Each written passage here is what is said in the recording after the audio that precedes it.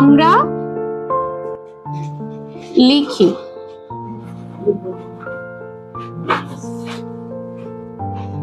ইংরেজি, আচ্ছা আমরা ইংরেজি কি? উই। লেখা ইংরেজি কি? রাইট। বুঝছে? আচ্ছা, আমরা লিখিতেছি।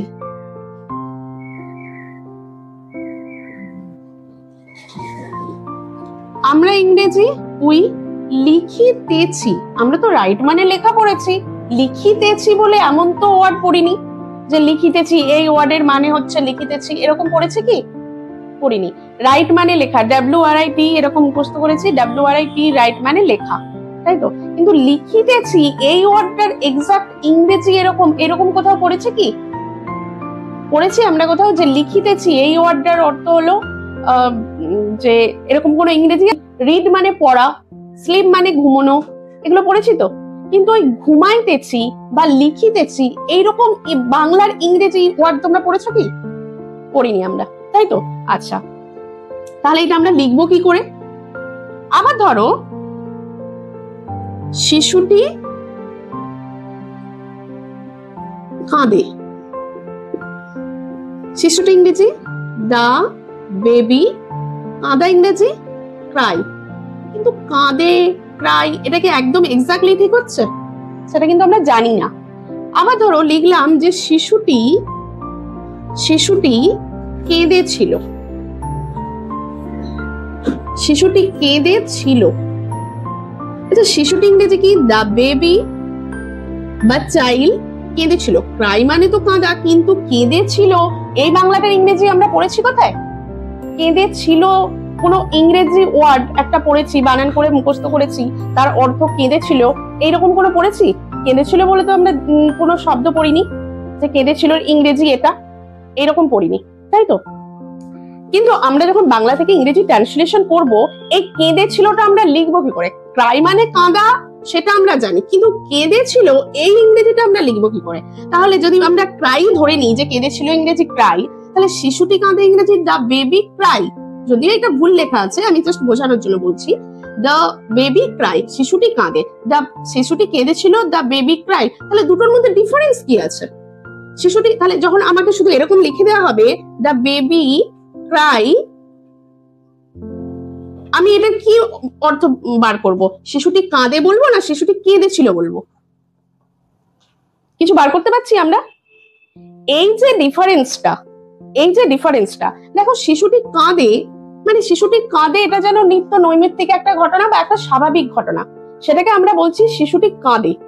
কিন্তু শিশুটি কেঁদেছিল মানে শিশুটি এখন কাঁদছে এরকম বোঝাচ্ছে? শিশুটি আগে কেঁদেছিল মানে একটা টাইমের জন্য ডিফারেন্স হচ্ছে না? শিশুটি আগে কেঁদেছিল মানে এখন কাঁদছে এরকম বলিনি, পরে কাঁদবে এরকমও বলিনি, তাই তো? শিশুটি কেঁদেছিল মানে আগে হয়ে গেছে। কিন্তু সেটা আমরা বোঝাবো কি করে? ইংরেজিটা যখন লিখবো তখন বোঝাবো কি করে যে কাঁদা সময়টা কখন হয়েছে? এখন কাঁদছে না ভবিষ্যতে কাঁদবে না আগে কেঁদেছিল? সেটা আমরা বোঝাবো কি করে? সেটা বোঝানোর জন্যই আমাদেরকে শিখতে হবে টেন্স। সেটা বোঝানোর জন্য কি শিখতে হবে? টেন্স। টেন্সের বাংলা অর্থ জানো? বাংলায় কি বলে? ক্রিয়ার কাল বলে।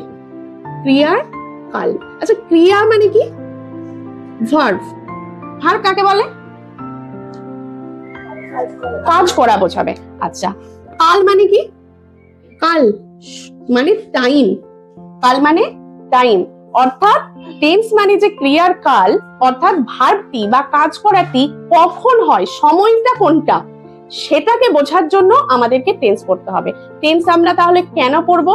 যে কোনো একটা ভার্ব বা কোনো একটা কাজ ঠিক কখন হয় বা কখন হয়েছিল না কখন হবে, সেটা আমরা যেটা বললে বুঝতে পারবো, বা সেই রকম বাংলা থেকে ইংরেজি ট্রান্সলেশনের জন্য ভার্বের কিছু পরিবর্তন হয়, রূপের পরিবর্তন হয়, সেটা বোঝানোর জন্য। সেই কোন রূপের পরিবর্তন হয় বা কিভাবে পরিবর্তন হয় ভার্বের, সেটা আমরা যেটা পড়ে জানবো বা যেটা শিখলে জানবো, সেটা হচ্ছে টেন্স। বুঝছে? তাহলে টেন্স মানে কি? ক্রিয়ার কাল। টেন্সের বাংলাটা ক্রিয়ার কাল। ক্রিয়া মানে কি? কাজ করা বোঝাচ্ছে, সেন্টেন্সে ভার্ব বলে যেটাকে, তাই তো? ক্রিয়ার কাল, কাল বলতে হচ্ছে সময়, মানে ক্রিয়াটি অর্থাৎ ভার্বটি, সেন্টেন্সের ভার্বটি কখন হয়েছে সেই সময়টা আমাকে যে বলে দেবে, বা সেই সময় অনুযায়ী ঠিকঠাক সময়টাকে প্রকাশ করার জন্য আমরা ভার্বের রূপের কিছু পরিবর্তন করি। এই যে শিশুটি কাঁদে, দ্য বেবি এখানে হয় ক্রাইজ। কি হয়? শিশুটি কাঁদে। যখন আমরা হয়তো বাংলা লেখা নেই, তোমরা কোনো প্রোজ পড়ছো, গল্প পড়ছো, সেখানে লেখা আছে দ্য বেবি ক্রাইজ, তখন আমরা বাংলা কি মিনিংটা করব? যে শিশুটি কাঁদে। যদি এরকম থাকতো দ্য বেবি ইজ ক্রাইং, মানে শিশুটি কাঁদছে, কেঁদেছিল না, দ্য বেবি ইজ ক্রাইং, শিশুটি কাঁদছে। দেখো এইটার মানে হচ্ছে দ্য বেবি ক্রাইজ মানে শিশুটি কাঁদে, দ্য বেবি ইজ ক্রাইং মানে শিশুটি কাঁদছে। আমরা কিন্তু এটা যখন পড়বো তখন কখনোই বলবো না যে শিশুটি কাঁদে, কারণ the baby is crying means শিশুটি কাঁদিতেছে। আর দ্য বেবি ক্রাইজ মানে আমরা কখনোই বলবো না শিশুটি কাঁদিতেছে। কি বলবো? দ্য বেবি ক্রাইজ মানে শিশুটি কাঁদে। এখানে দেখো এটাও ক্রাই একটা ভার্বের রূপ, এখানে ইজ ক্রাইং এটাও কিন্তু ক্রাই ভার্ব থেকে এসেছে, এটাও ক্রাই ভার্ব থেকে এসেছে, কিন্তু এখানে দেখো ক্রাইটা আমরা আলাদা লিখেছি ইজ ক্রাইং, আর এখানে কি লিখেছি ক্রাইজ। এই যে দেখো দুটোর রূপের কিছু পরিবর্তন হয়েছে তো, এটা পার্টি মেকআপ হয়েছে, এটা ব্রাইডাল মেকআপ হয়েছে, তাই তো? রূপের কিছু পরিবর্তন হয়ে গেছে তো। পার্টি মেকআপ কি ব্রাইডাল মেকআপের মতো হয়? আমরা বিয়ে বাড়িতে গিয়ে মেকআপ দেখে তার সাজ দেখে বুঝতে পারি যে সে সেটা ব্রাইড, সে সেটা ব্রাইডের বান্ধবী নয়। আবার ব্রাইডের বান্ধবীকে দেখলে আমরা স্পষ্ট বুঝতে পারি যে সে ব্রাইড নয়, ব্রাইডের বান্ধবী। সাজগোজ দেখে বুঝতে পারি তো। তো এখানেও আমরা সাজগোজ দেখে বুঝতে পারবো সে কাঁদে লেখা আছে না কেঁদেছিল লেখা আছে, বুঝছো? তো এই যে কোথায় পার্টি মেকআপ হবে আর কোথায় ব্রাইডাল মেকআপ হবে, মানে ব্রাইডকে কিভাবে সাজাতে হবে বা পার্টি মেকআপে কিভাবে সাজাতে হবে, সেই যে ডিফারেন্সটা বা সাজের যে নিয়ম কানুন, সেইটা আমরা যেখান থেকে জানবো সেটা হচ্ছে টেন্স। বুঝছে? আমরা এই জন্য টেন্স পড়বো, বা এটাই টেন্স। বোঝা গেছে? কিছু কোশ্চেন থাকে? এই যে রূপগুলো বোঝার জন্য সাধারণত টেন্সকে আমরা তিনটে ভাগে ভাগ করি। অর্থাৎ সাধারণভাবে ধরা হয় যে ভার্বের ক্রিয়ার যে কাল তিনটি কালে হয়, তিনটি সময় হয়। কি কি? প্রেজেন্ট, পাস্ট আর ফিউচার। প্রেজেন্টের বাংলাটা হচ্ছে বর্তমান কাল। আমরা একসঙ্গে কিন্তু এখান থেকে বাংলা ব্যাকরণও শিখে যাব। পাস্ট অর্থাৎ অতীত কাল, আর ফিউচার অর্থাৎ ভবিষ্যৎ কাল। ভবিষ্যতের জন্য সবাই সঞ্চয় করে রাখে, তাই তো? আমার ফিউচার কি হবে, ফিউচার কি হবে, ফিউচার মানে কি? ভবিষ্যৎ। আচ্ছা ভবিষ্যৎ মানে কি? আমার ভবিষ্যতে কি হবে মানে কি? যেটা হয়ে গেছে না যেটা হচ্ছে না যেটা পরে হবে। ফিউচার বলতে কি বোঝায়? যেটা পরে হবে, ভবিষ্যতে কি হবে সেই নিয়ে দুশ্চিন্তাগ্রস্ত। ভবিষ্যৎ মানে কি? যেটা আসবে, কি আসবে আমরা জানি না, কিন্তু হবে, কিছু একটা হবে, তাই তো? সেটা হচ্ছে ফিউচার।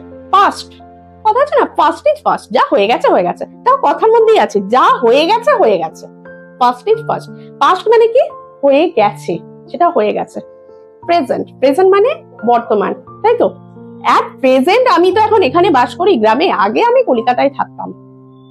এরকম কথা শোনো তো তোমরা, যে অ্যাট প্রেজেন্ট আমি এখন গ্রামে বাস করি, বা অ্যাট প্রেজেন্ট আমি এই কোম্পানিতে কাজ করছি, বা অ্যাট প্রেজেন্ট আমি এই কাজ করছি। কথাগুলো তোমরা বাস্তবিক জীবনের সঙ্গে কানেক্ট করতে পারছো তো? প্রেজেন্ট মিন্স বর্তমান কাল, হচ্ছে। সাধারণত আমরা এই তিনটে কালে বা তিনটে সময়ে ভার্ব সংগঠিত হয়। এবার তারও কিছু ভার্ব আছে, যেমন indefinite, indefinite, continuous, continuous, perfect, আরেকটা হচ্ছে পারফেক্ট কন্টিনিউয়াস।